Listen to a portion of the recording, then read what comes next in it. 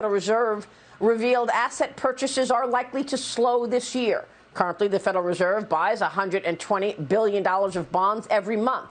That tapering is expected to start this year, pulling it back. Stocks finished at the session lows yesterday, with the Dow Industrials down in the triple digits. Joining me right now is Andersen Capital Management Chief Investment Officer Peter Anderson. The Dow Industrials down 382 points yesterday. Also joining the conversation all morning long this morning is Fox Business's Dagan McDowell and Strategic Wealth Partners President and CEO Mark Tepper. Great to see everybody this morning. Thank you so much for being here. And Peter Anderson, kicking things off with you, as we saw the Federal Reserve probably give us the most clear hint yet that, in fact, the tapering may happen this year, later this year. What did you hear from the Fed? How are you positioned ahead of this tapering, where the Fed will slow down those bond purchases?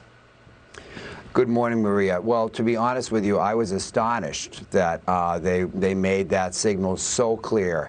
Now, of course, a lot has changed since July, believe it or not, but in the face of the global uncertainty, the global pandemic, I would be very, very surprised if they actually did taper. I just don't think that that's in the cards. So many uncertainties right now, and now with the Afghanistan situation, it just piles on. So I'm actually positioned for still no tapering. Wow, so you're not even buying it. You think maybe when it starts next year? Well, I think first we have to work through, there's so much COVID confusion. And with the different variants and the masking confusion, all this situation, how could a Fed actually make any logic out of this? I mean, the Fed is no brighter, pardon me, than most analysts and the rest of us out here, so they don't have any additional information, and they're struggling with the same things that we are as investors. So for them to strongly hint that they will make any action at this point, I do think it's very, very premature. I mean, I would love to say that it is time to do this, but given our current situation, I just think it would be a very, very serious mistake to do that. Let me ask you about the other major story happening, and of course that is Afghanistan. Larry Lindsay yesterday writes why Kabul should matter to markets. And he goes on to say that the global stability is in danger when America comes to be seen as harmless as an enemy and treacherous as a friend. Treacherous as a friend to leave all of those people on the ground in Afghanistan, harmless as an enemy where the Taliban is not even afraid of the United States.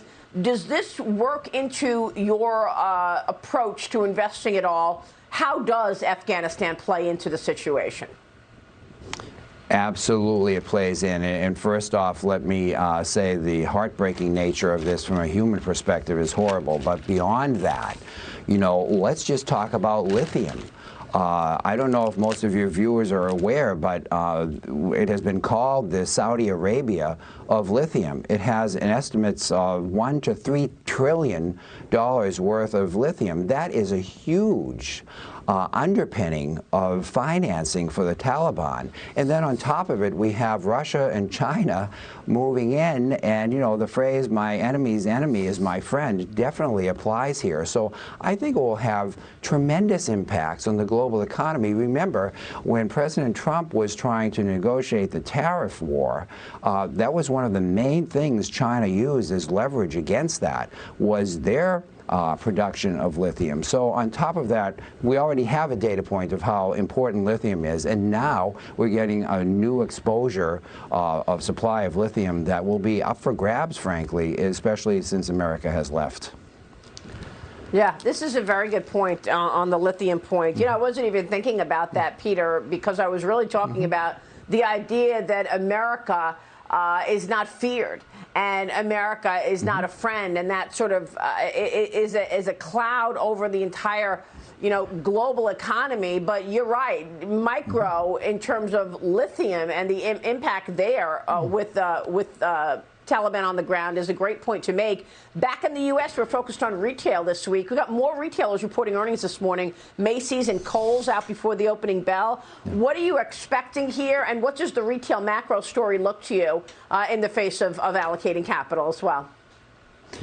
Well, I'm smiling a bit because, my conclusion is COVID shoppers are just crazy. And, we are in the middle of this pandemic, even though we're working ourselves out of it. But, the retail shoppers, I think, are so difficult to predict under normal conditions, and then throw in COVID and the variants, and I don't really take a lot of weight in these current earnings and retail sales because things are so fluid right now, Maria. Hopefully, once we get past this, there'll be more relevance to the data, but I think at this point, anything's up for grabs. I mean, I've been surprised by so much in terms of earnings of companies. Things that I thought were going to turn out horribly turned out tremendously, and vice versa. So it's a very, very difficult time to use this data and make any kind of analytical conclusions in the short term anyway. All right, we will leave it there and watch these earnings. Peter, it's always a pleasure. Thanks very much for your insights this morning. You're welcome. Peter Anderson joining us from Andersen Capital. Your morning mover is Robin Hood. Take a look at the